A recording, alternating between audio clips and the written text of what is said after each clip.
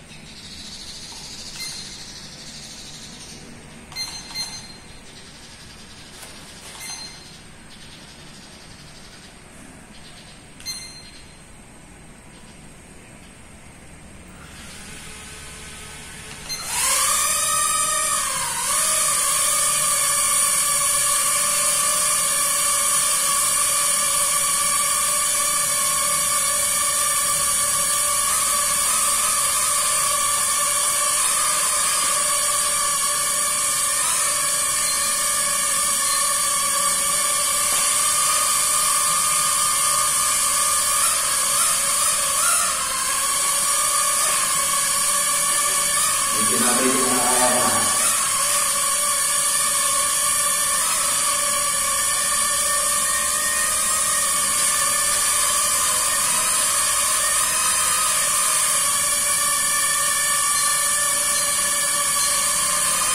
Kaya nagpo-focus na ng konti.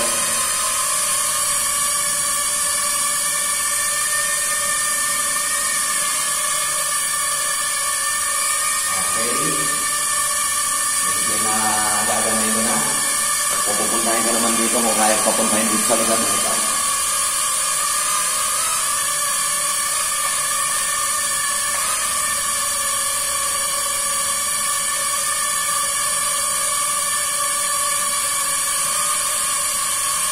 Medyo lumalapit sa akin. Pupuntahin ka naman dito sa bila.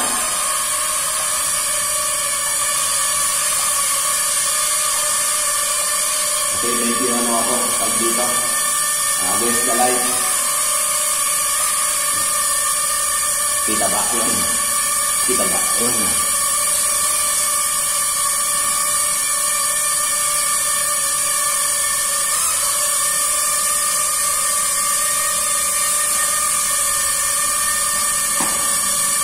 Bali ngayon lang ako nagpa-practice na ito. Tinitignan ko kung paano talaga pagmanahin itong drone na ito.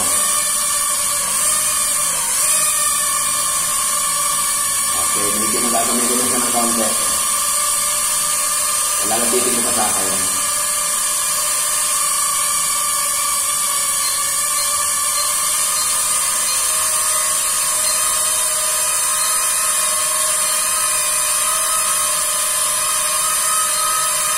Okay, makakaya ko na siya. Medyo malapit ko ng magamaan. Bali, pangalawang beses ko pala itong pangalawang beses ko pala sa ngayong itatry o tinesting. Ito, bababahin ko ng konti.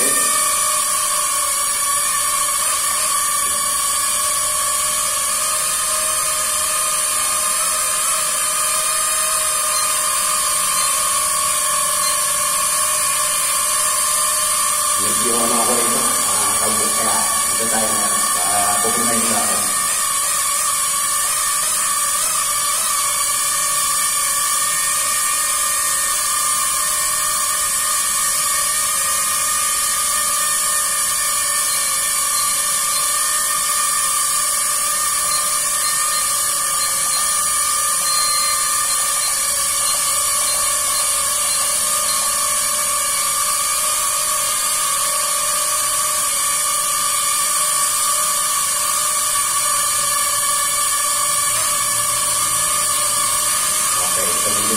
Gagamitin ko na ng konti. Patatasin ko ng konti.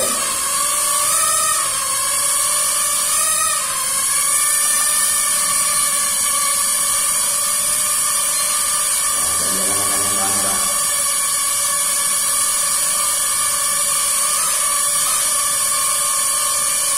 Then, bawasan ko.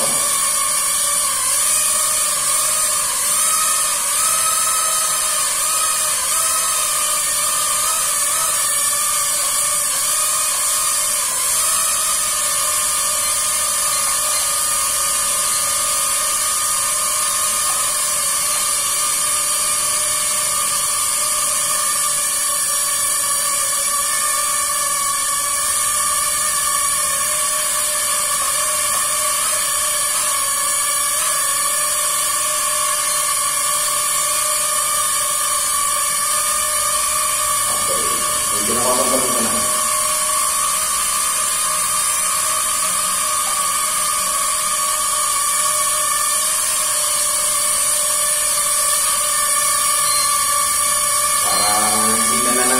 Kaya titigil na ito.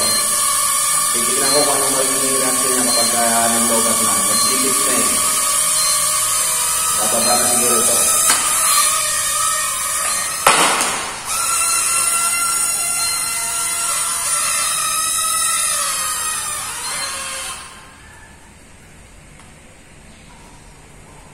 Okay, nag-lobat na.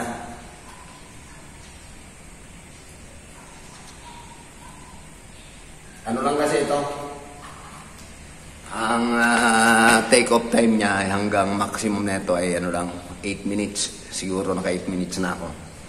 Okay, so ito lang ang medyo problema sa ganitong drone. Ang iano ko lang dito mga 5 minutes. Ang maximum 8 minutes. So meron pa akong 3 battery doon, kaya lang naka-charge pa yung dalawa. Maya-maya ipapractice ko uli yung isang battery. Mabilis siya mag-init, dire-diretso kasi. Kaya medyo mainit yung ating battery. For the meantime, hindi ko maikasa sa lagayan niya ng holder ng cellphone. Kaya, kasi may balot yung aking cellphone, kaya pinapatong ko lang.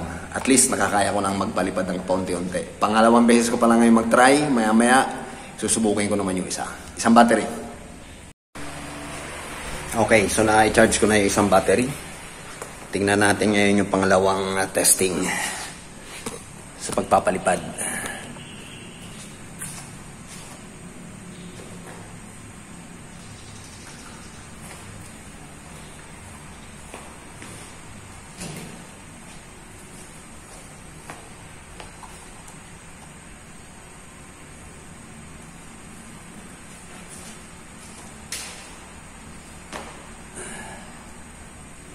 Ito ang aking drone.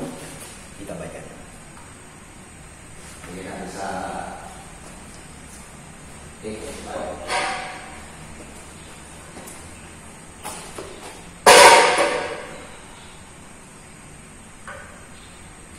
okay, so ito yung aking drone.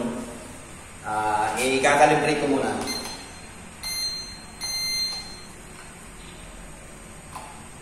Okay, pag tumigil na yan ng ganyan, yung ilaw, magkano na sila? Ibig sabihin, match na silang dalawa.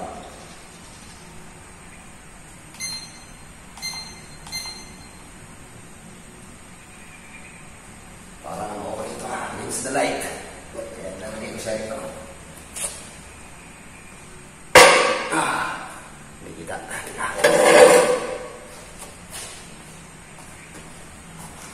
Hirap nang walang cameraman. Yan.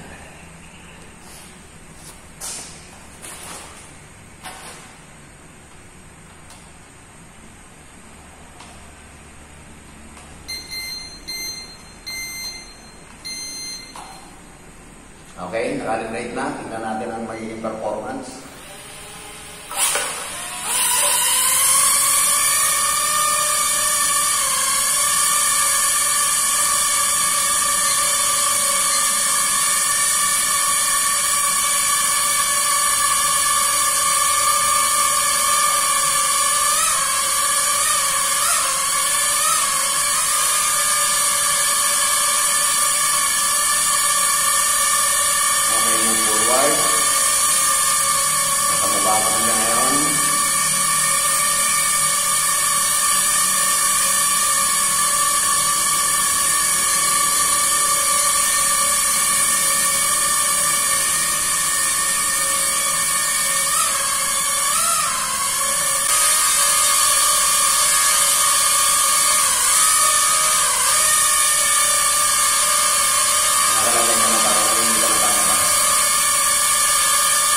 Bali, pangalawang beses ko pa lang itong magtatry na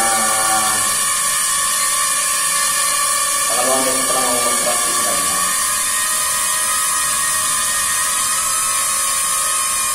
Dito ako nag-practice sa loob ng room kasi baka kung saan mapunta to eh. Baka nilipad na malayo kaya dito ako muna mag-practice sa mababa lang muna.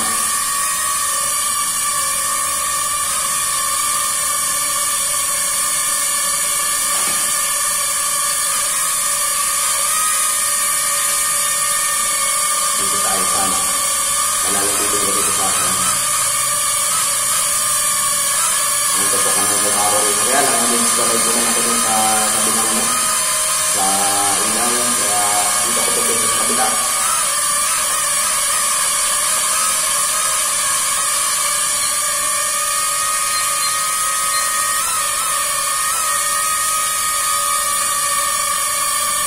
Nag-installay ko siya ako ron, kaya dito ko tutok ito.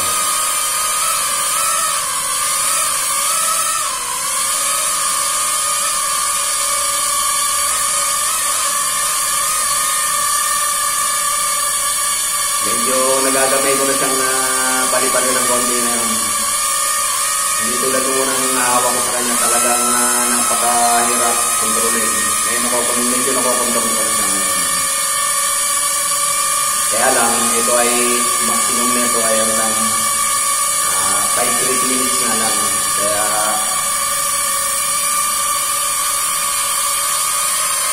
Kaya tsagaan. Tatlo naman ang battery nito, kaya okay lang. For the meantime, ang pinapractice ko sa kanya yung liquidation, yung tamang taas. Sana na yung pamalayuan. Yun lang muna ang aking practice ngayong araw na ito. At saka yung pagharap ng camera sa akin, sa kukuhaan ko. For the meantime, medyo nakakaya-kaya ko na.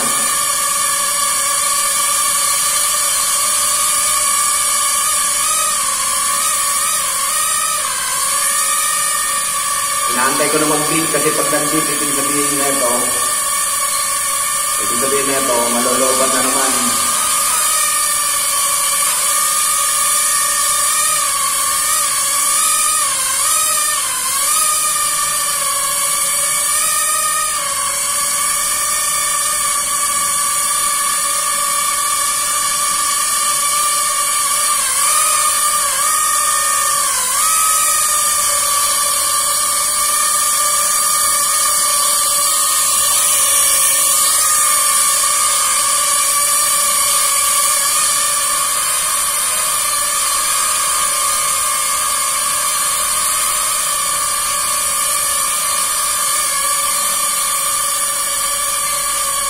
Hindi ko pa nagagawin na yung pagkagalaw ng camera nito eh.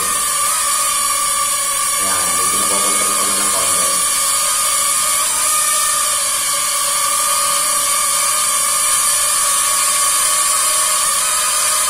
Okay, nag-tigil na. Patitigilin ko na siya. Kasi low-cut na siya. Kaya hanggang ganun lang talaga. At least nakapag-practice na ulit ako. So, isa-shutdown ko na ito. Wala na. Lobat na uli ang aking drone. Okay. Yung isang battery na naman. Kaya lang naka-charge pa.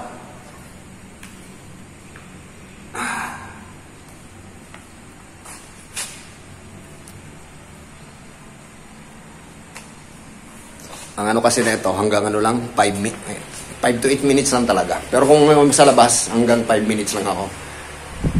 Okay, so naka-charge pa uli yung isang battery. Tingnan ko mamaya kung abutin pa ng oras kasi pasado na alas ano rito. Alas 4.